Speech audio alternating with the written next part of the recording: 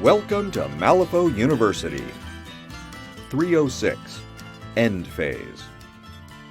The third and final phase of each turn is the end phase. Each end phase rolls right into the start phase of the following turn, so it's good to learn them together. After all models are done being activated, the end phase begins, and all effects that say, "Until the end phase," now end. This includes Captain Zip's boring conversation, Mr. Graves' keeping the peace, and others like these that say, "Until the end phase." This is another moment when the player with initiative has a certain power over the game. The player with initiative ends all these effects on her models first, in any order she wants. Then the other player does the same, ending any of these effects on his models in any order he wants. Then the players move on to the effects and conditions that say they end during the end phase.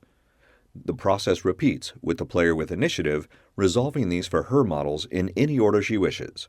Then the other player resolves the effects on his models. This is when the adversary, injured, and shielded conditions end. Any models with poison and burning suffer damage now, and poison lowers itself by 1. Burning just keeps going, though. Since each player makes the sequence decision for her own models, she should take a moment to consider if the order even matters. It's no big deal to end shielded on one model and apply the burning damage to another, but if those conditions were both on the same model, she could choose to have the burning damage take effect first and let the shielded condition absorb that damage. If there are somehow any effects still to resolve, or if one of those players' game effects causes another effect, control goes back to the player with initiative, resolving in any order she says. It's up to you and your opponent how much attention needs to be paid to the timing of these game effects. If it's just a few markers to remove and a condition to end, don't stress about it.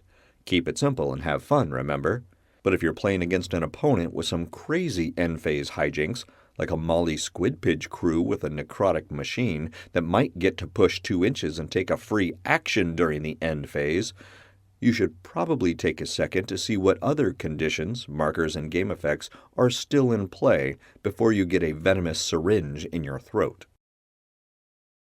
I'll take a brief moment now to thank all those who were patrons at the time this video was made, especially Griff, Sergey, Tom, Alan, Jeremy, Mikolai, and Travis, and many more at the free student tier.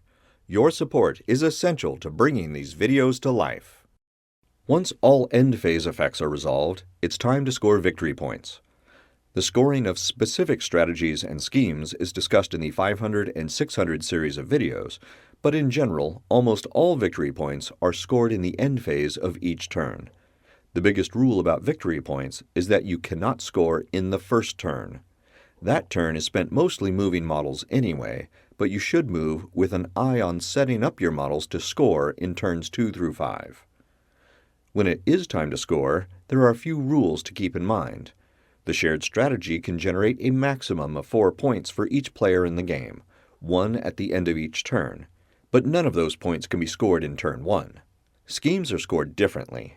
Each scheme can generate a total of 2 points for each player throughout the game, 1 point for the reveal condition and 1 point for the end condition. You cannot score them both in the same turn, so if you hold off on the reveal point until the end of the game, you can score either the reveal or the end condition, but not both.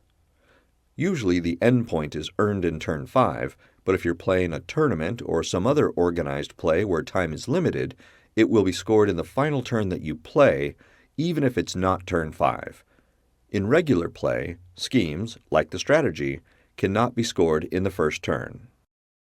The player with initiative scores the strategy if she can, and then scores her schemes in whatever order she wants, if she is able and wants to.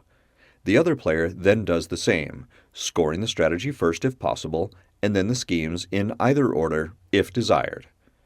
At the end of turns 1 through 4, both players set aside their control hands and reshuffle their fate decks, combining the discard piles and the remaining fate deck. Any cards that were removed from the game remain removed and are not reshuffled unless the game effect that removed them says to put them back into play.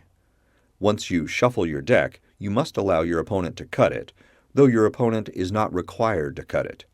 The end of each turn is a good opportunity for bathroom and snack breaks before the start phase of the next turn. That's the overview of the end phase. Pick up a printable set of all the markers and tokens you need to play Malifaux in the Wargame Vault. If you haven't already, join our Patreon for early, ad-free access to all new content. And be sure to visit the Malifaux University gift shop for the latest in Malifaux-themed shirts, hoodies, drinkware, and more. Links are in the notes below. And remember, play friendly games, keep it simple, and have fun.